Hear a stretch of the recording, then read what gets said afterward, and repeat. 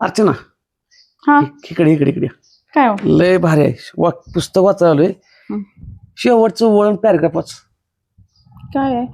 Out of site is out of mind असं म्हणतात. म्हणजे नजरेआड कुठली गोष्ट गेली तर माणूस विसरू शकतो किंवा त्याची तीव्रता कमी होते. आणि खरं तर सांगायचं सगळा खेळ तीव्रतेचा आहे. हा, तर तू मला रोज म्हणतेस नाही सारखं किती व्हिडिओ पाठवायचं किती व्हिडिओ पाठवायचं. या पुस्तकात तुला सांगायसाठी तर कळालंच, पण इतर लोकांसाठी व्हिडिओ का बनवायचं समजलं. हा. जर सातत्याने काय दिलंय, out of site is out of mind असं म्हणतात. म्हणजे नजरेआड कुठलीही गोष्ट गेली तर माणूस विसरू शकतो किंवा त्याची तीव्रता कमी होऊ शकते. बघा पुस्तकात किती महत्वाचं वाक्य दिलंय.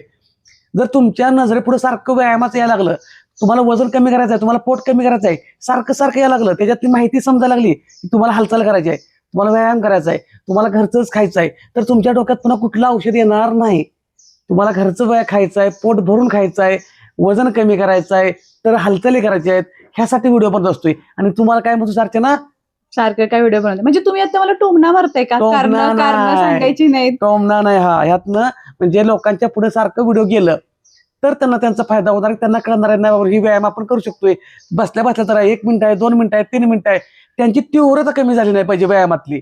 हा, आलं लक्षात? म्हणजे सारखं एक वाक्य समोर कारण सांगायची कारण सांगायची नाहीत. हा, तर खरोखर आहे, तुम्ही व्हिडिओ बघून बोर होऊ नका, तर सातत्य ठेवा, जबरदस्त रिझल्ट येतोय. धन्यवाद.